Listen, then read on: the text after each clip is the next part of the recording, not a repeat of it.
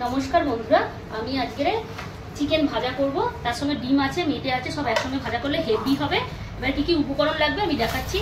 आमार एकटु tomato paste, एकटुखानि पेঁয়াজ paste, एकटु जिरे मरिच, हलुद, नुन, गोलमरिच, धने और मीट मशला और टक दई लागबे, एकटु ভিনিগার लागबे और एकटु आदा रसुन और जिरे मरिच पेस्ट। आमी दिते शुरू करछि। प्रथमेई आमी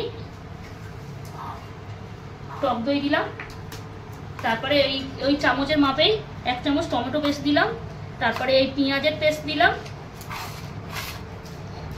ধনে, মিট মশলা, নুন, হলুদ, জিরে, ধনে সব দেওয়া হয়ে গেল।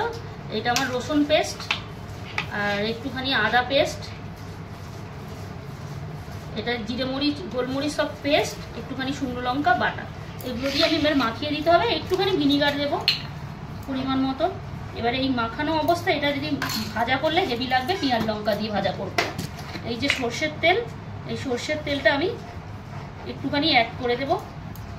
1 ঘন্টা মতো ম্যারিনেট করে রাখবো, রেখে তারপরে ভাজবো।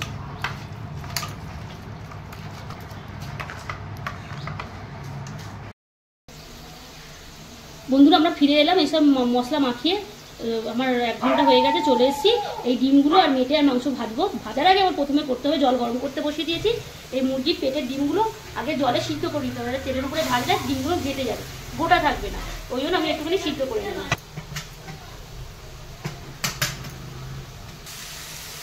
এই আমার ডিমগুলো সিদ্ধ হয়ে গেছে, এবার নামিয়ে নেব। নামিয়ে নিয়ে এবারে ভাজবো। ওই ফোড়ন দেবো, প্রথমে জিরা আর শুকনো লঙ্কা, একটু তেজপাতা দেবো। এবার আমি এই এলাচগুলো দিয়ে দেবো ফোড়ন। তারপরে এই চিকেনগুলো ম্যারিনেট করা ছিল 1-1.5 ঘন্টা বেশি।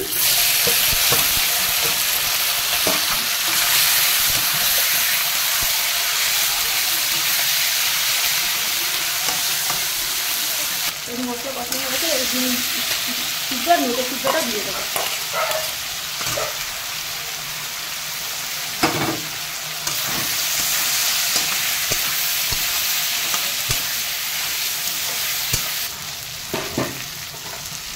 আমি এবারে পেঁয়াজটা দিয়ে দেবো আর এই কাঁচা লঙ্কাটা দিয়ে দেবো। ধনিয়া পাতাটা একটু লাস্টে দেবো।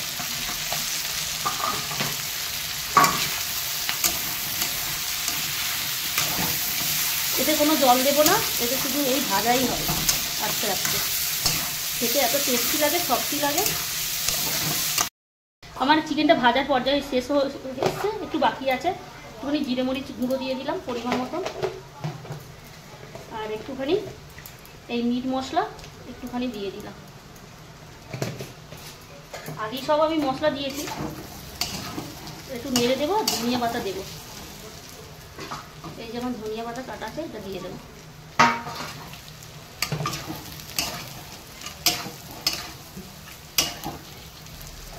এই আমার চিকেন ভাজা কমপ্লিট। আচ্ছা, ডিম আছে, মেটে আছে আর চিকেন আছে, একদম জমে ক্ষীর, পুরো একদম চাট হবে বিয়ার দিয়ে, একেবারে সাদা স্যাট। এবার নামিয়ে নেব।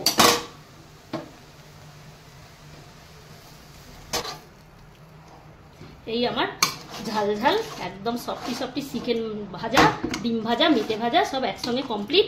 এইভাবে খাবেন, ভাত দিয়েও খেতে অপূর্ব লাগে, রুটি দিয়েও ভালো লাগবে।